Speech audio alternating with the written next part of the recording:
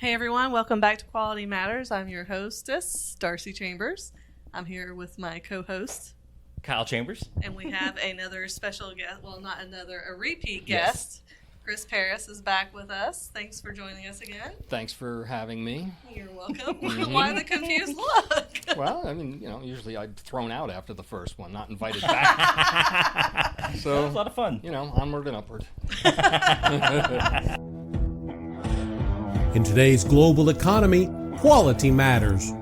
Benjamin Franklin once quipped, "The bitterness of poor quality remains long after the sweetness of low price is forgotten." Quality Matters is here to talk about all things quality. So whether you're looking to improve your business, getting ready for an audit, or dealing with failed inspections, tune in, check us out, then get back to doing work that matters. All right, so we're briefly discussing what we're going to talk about tonight. Yep. Which is the conflict of interest in the ISO standards development. Yeah. Okay. So again, I think I'm going to let y'all go ahead.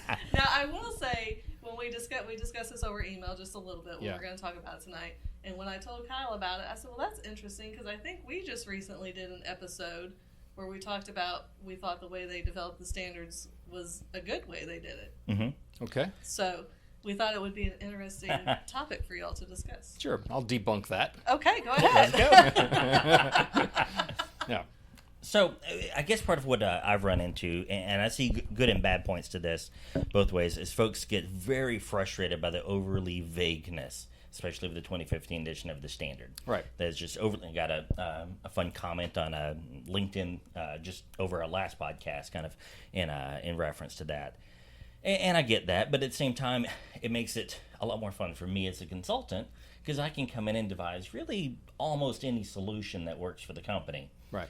But I don't think most people go that way. I think most people like it to be, do this, do this, do this. I met it, there's my checklist, and I'm done. Right. What's your thoughts? So, well, that's a good thing. I mean, first, point number one is that the vagueness and confusion in ISO 9000, the 2015, is intentional. Understand that, and I'll explain that in a minute.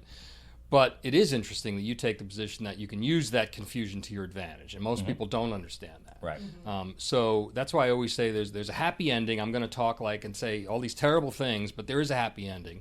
The standard the standard is terrible. The new standard is worse. It's very hard to understand. It's confusing. This is intentional.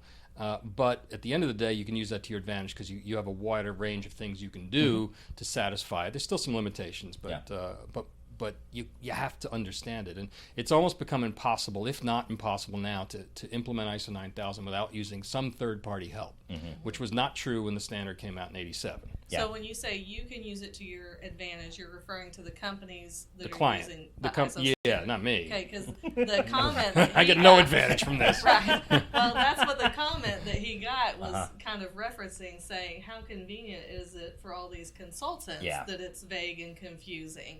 So I think he was kind of saying it's used to the consultants' advantage. Well, yeah, that is when I say this is intentional, that is why it's intentional. Okay. This is absolutely intentional. Okay. And I'll explain that. So the first thing I wanted to say is that first, we think that ISO develops standards, right? We call ISO a standards development body. They're not. They do not develop standards, okay? And I should have worn a poncho, because you're going to explode in about a minute. And this is going to be a mess, right? Because I'm about to blow your mind, right? Okay. ISO does not develop standards. ISO is a publishing company. Right. That's all they do. They publish books, but the books that they publish, they happen to call standards. They could call them avocados. That would not make them an avocado grower. Right. They're a book publishing company. They just happen to call them standards. And we know this. This is easy to. This is not conspiracy theory, right?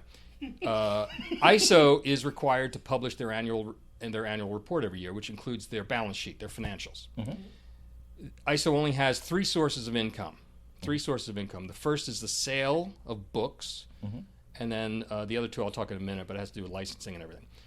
And they only have three, I don't forget how many, a couple bills that they have to pay, expenses. None of them are related to standards development. ISO spends $0 on standards development. So they get money from publishing books, and they spend zero on development of standards. That means they're not a standards developer. So how do they develop standards? And it's really, really weird. And I talk about this in my book, Surviving ISO 9000. Available at survivingiso9001.com. We'll leave a link. Yeah, I forgot to do that last time. And I explain this. But what they do is bizarre. ISO is what's called a vanity press. So in the publishing world, if you write a book, you then present that book to the publisher, and the publisher says, I'm going to publish that. I'm going to give you an advance. I'm going to give you some money, maybe $20,000, $30,000, and then you're going to get a percentage of the sales. So you're getting paid by the publisher. In the ISO world, the authors, people on the technical committees that write it, they go to ISO and they say, here's our book, right? And ISO says, okay, thank you very much, and they keep it and sell it, right? And the authors don't get anything. So that only appeals to people who want to get published. Now, in the publishing world, like if you write a terrible book, it's really bad, and you try to publish it, and the publishers say, we don't want anything to do with it, you can then go to what's called a vanity press, and they'll publish it, but you have to pay them. And that's the model that ISO works from, right? Which is very, very strange. So how are ISO standards written? The technical committees, and we have one in the United States, right? Let's say ISO decides tomorrow, we're going to make a new standard on invisibility. We need to standardize invisibility, right? So they put out a call saying, hey, all the countries of the world, send us your volunteers, right? So all these volunteers get together and they write the standard for visibility, and they're basically putting their intellectual property on paper. They then give that intellectual property to ISO, and ISO keeps it forever and says, thank you very much. You can't have that back. You wrote it, but it's mine now. Okay. Right? So but there are benefits that they get to have their name on it, or that's or it, some and that's the reference. vanity aspect of it, right? But it's even worse than that. So in order for them to do that, the countries have to actually pay ISO a fee, right? So ANSI pays ISO a membership fee for the privilege of gathering up volunteers who will surrender their intellectual property to ISO for free. So it's not even for free. Interesting. We pay for it. So imagine that like you had a soup kitchen, right? And you want to volunteer at the soup kitchen. So you go to the soup kitchen, you volunteer, and the soup kitchen says, this is great, awesome, we love it. We're making soup for the homeless people, but we're going to charge you $1,000 to volunteer. And you're like, oh, I thought I was just working for free. Right. I'm actually working at a loss. So, okay, here's my $1,000. Now I'm going to make soup. And then when you're done with the soup, you say, hey, I'm hungry. Can I have some soup? And they say, no, you can't have soup. You can buy it. And then, like, as you're walking out the door, you notice that they're not actually giving the soup to the homeless. They're charging the homeless $3,000 per cup. ISO gets revenue from all three of those, right? They get revenue from the standards bodies of the nations, the national bodies, pay them for the privilege of having their members give this intellectual property. They then sell that, and then they license it back. So if ANSI, our national body in the United States, wants to republish ISO, they got to pay another fee. And those are the three sources of income that ISO has.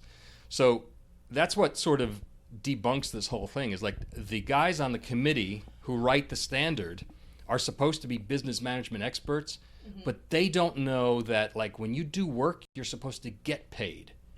You don't pay your boss. You don't pay your boss for the privilege of working. Clearly, they've never started a small business.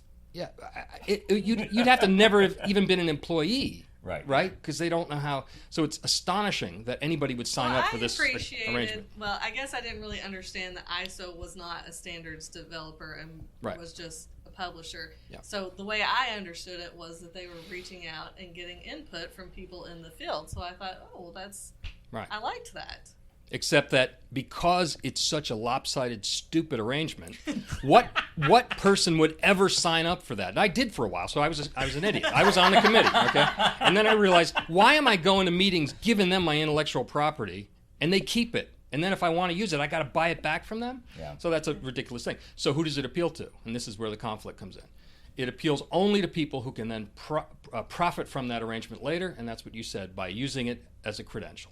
Right, and there's only two types of people. One is registrar representatives, because then they can, like BSI, can go on and say, well, we helped write the standard, so you need to get your certificate from us because we helped write the standard. Right. And the biggest one is consultants. Consultants use this. I do it myself. I tell people I was on the U.S. tag to TC 176 for 30 minutes, and and that was fun. So and then consultants, and so as a result, the majority of the people at these meetings are consultants and registrars, and thus the conflict. So now, it is in their benefit to make the standard as confusing as possible, so that you have to buy the services from them to decipher it. Gotcha. Yeah, and if you go back to '87, the 1987 version was only 9 pages long. Yeah. You didn't need a consultant. It was elegant, and it was based on a document, MilQ 9858, which came from the 1950s, which is 40, 50 years ago. I can't do my math, but a long time ago, right? So that standard was fine for decade after decade after decade, and then ISO adopted it, and it worked fine, and then in 2000, the document started getting bigger, and now it's even bigger, and it's almost 40 pages, I think, the PDF. Well, that's what I keep saying. We're actually in the middle of a mini-series right now, although I don't know when you're going to release this, so I don't know when they're going to hear it, about understanding the standard, because every episode we do, I talk about how it's just so big. It feels so big to me, to somebody that doesn't know anything about it, and I can imagine some poor guy that got hired for something else and said, oh, by the way, now you're the quality manager. Read this and figure this out. That never happens, does it? Yes. Yeah. Well, there's another little secret that ISO doesn't want people to know about, but it's also something you can check. ISO has a pricing model based on page count, right? If you sell a book, it's a skinny little book, I'm only going to sell that for $25. Okay. If I sell a big thick book, I'm going to sell that for maybe $100. So ISO's, because they're a book publisher, they have a book pricing model based on number of pages for a printed copy. So their price point, the price goes up at, I think it's 40 pages. So they had a goal to make ISO 9000 40 pages in order to justify, I think it's $160 or $180. It's like $180. $180, right? Yeah. Versus if they had kept it at 9 pages like they had in 87, it would only be, I think, worth $25, $30. And that's a significant so difference. There's actually, if you get the PDF, there's actually a blank page inside the PDF, right? Oh, and not the PDF, I'm sorry, you get the printed version, there's a blank page. Just so And you're wondering, like, why that's it? It's there because they needed to justify to their accountants and everything, why is that price point? So this is why, and this has a practical effect. The clause 8.4, which in the previous standard was 7.4, was called purchasing, right? In the old standard was called purchasing. It's now called control of externally provided processes, services, and products or something. It's 8 words. Yeah. So we took 1 word and replaced it with 8. Right. We used to use the word record. We now use retain documented information, which is 3 words. Yeah. We used to use the word procedure. Now it's maintain documented. We use 3. Right. Because every this time is all they say a way that, to it you slowly, out. and that's why you have. And in fact, there's a section on risk-based thinking in the front matter, and then in the annex in the back, it's basically a duplicate. Why? Is. It's all to pad the page count to justify the cover price, and they can make more money. And see, that's one that's actually confused me because I'm going through it and like, this is like 50% the exact same material, like almost verbatim. Yeah. And so I'm like, what's the difference? What are they trying to convey differently? But that makes sense. Yeah. They're not trying to convey anything different. Yeah. Right. No, that makes a lot of sense. And then we did see too, and I won't mention any names, but they know who they are. But we saw in the U.S. committee that writes the standard, they had at one of their official regular TAG meetings, is the Technical Advisory Group, the TAG. They had at their meeting, they gave a presentation and they put a slideshow, PowerPoint slideshow, which projected on there, and they had a slide that says, "Risk-based thinking is the biggest boon to consultants ever." And then I got the slideshow, so I published the slideshow. I didn't make the slideshow. It's their slides. They published it. It's got their name on it. It's got the lady's name on it who wrote it. Right. And she just put it up on the screen, brazen as anything, that risk-based thinking is the biggest boon for consultants. So I'm not making this stuff up. Wow. They just are shameless about it. They don't care if you know that. And, of course, nobody understands risk-based thinking, so you got to hire her to decipher it. Yeah, and that is probably... It's simultaneously one of my favorite and least favorite parts of the standard because I like the word it's putting the I can't think of the word, but like requirement and to really consider risk in what you're doing, whereas before the best we really had was maybe preventative actions and those kind of an after the thought type thing. So I like that we're really requiring people to think about it ahead of time, but the way that it is worded and integrated into the system is not good. Well, that whole section, those clauses were not written by any quality professional. Were not written by the ISO 9000 authoring group. They were written by a group called the ISO TMB, Technical Management Board. The TMB, which is just a group that manages, it's like a bunch of bureaucrats within ISO. Their job is not to write standards, but they wrote that clause and they handed that to the committee and they said, put it in there.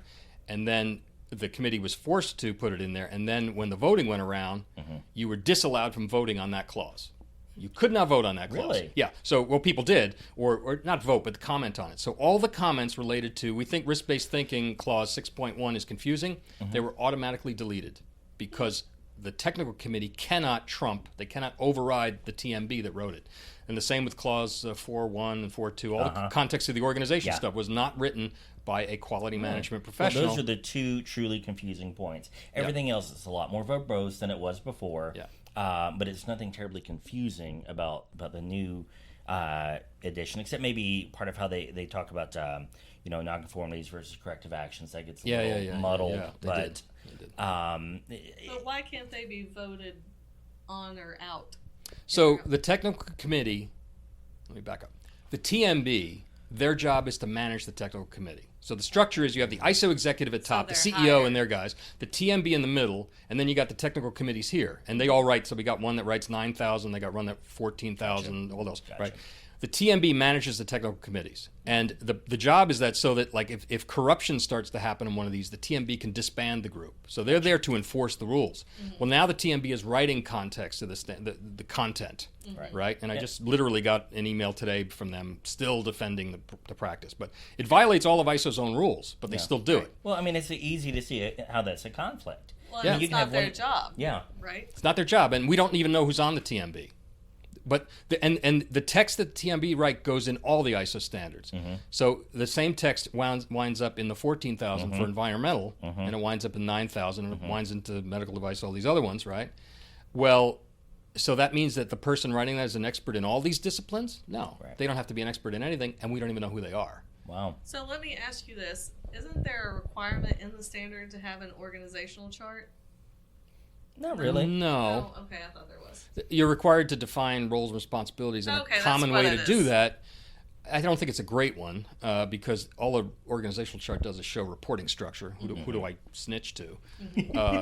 But it's part of that, and most companies do that to meet at least 50% of that requirement. Right. So Yeah. you said they're not following. I mean, if the standard requires showing roles and responsibilities, and they're not following their own roles and responsibilities, they're not following their own standards that they're No, publishing. ISO Is does that- not follow its own standards. Okay. In fact, even worse than that, they're held to Interesting another point. set of rules published by the World Trade Organization, the WTO. The WTO has published a huge document called TBT, Technical Barriers to Trade, and there's a whole section that is aimed right at ISO that says, ISO, when you write standards, you have to write it this way, otherwise you're considered a barrier to free trade and you could be penalized. Well, ISO ignores the WTO, and I wrote to the WTO and said, how long is this going on? And the WTO wrote back to me and said, well, to be honest with you, we have no enforcement mechanism. So the entire TBT rules for how ISO is to develop standards is symbolic. It doesn't mean anything. Wow. So ISO is violating the World Trade Organization and should be financially sanctioned, right? But there's no way to do that because the WTO can only sanction countries, not a publishing company. I got you. Wow. Now, if a country got on board, they could probably launch it. Right. But I go to the United States, and all the people involved are the consultants that are making money on this, so they're not going to do it. So I'm counting on Venezuela. My good friends in the Maduro regime. That's hilarious. I don't know what. In which case, we're in big trouble. Oh man. Yeah. No, that's really really interesting. 'Cause a couple things, like I never really understood what the relationship between ANSI and ISO was. Yeah, You and know, ANSI pays ISO to be a member of ISO. Oh. Yeah. Yeah, because I recently just sent a link to one of my clients who I'm about to start doing that kind of ground up consultation work with, and they need to get a copy of the standard, and so I sent them the ANSI link, if for no other reason than that had US dollars on it. And I think actually ANSI is a little bit cheaper. I think they were. I get think some they were like exchanges. 160 something. Yeah. But If you want to save a lot of money, buy the AS9100 standard, which is like $80, and it includes the full text of ISO. I don't understand how they did that. And you just ignore all the aerospace stuff, and you just bought it cheap. that's funny. Or just use Google, and you'll find someone's uploaded Oh, it that's somewhere. true. I can't recommend that. Yeah, don't do that. Yeah. So then, I guess the question is, how would you recommend they do it? Because I like the idea of consultants or people that are in it helping to write it.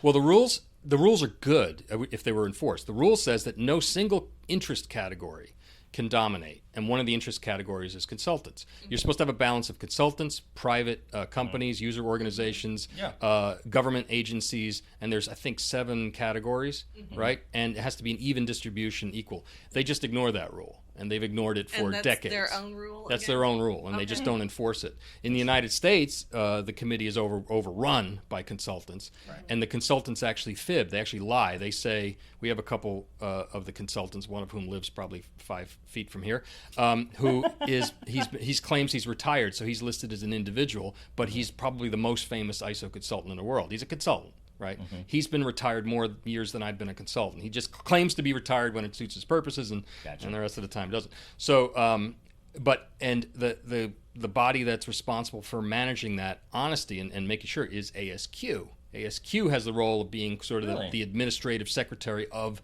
the standards body in the United States. And ASQ wrote back to me and said, "Yeah, we just trust what people put on the paper. We don't actually enforce it." Wow. So it's like no one is following the rules. Cares. Wow. So the rules are good. We just need to get them enforced.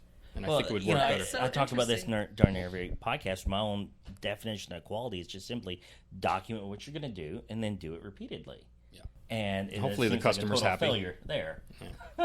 Yeah. Wow. So they're just not doing But when you understand it's a fascinating. publishing company, everything starts to make sense. Yeah. They're Yeah. just writing books. Yeah. They don't care what's in the book.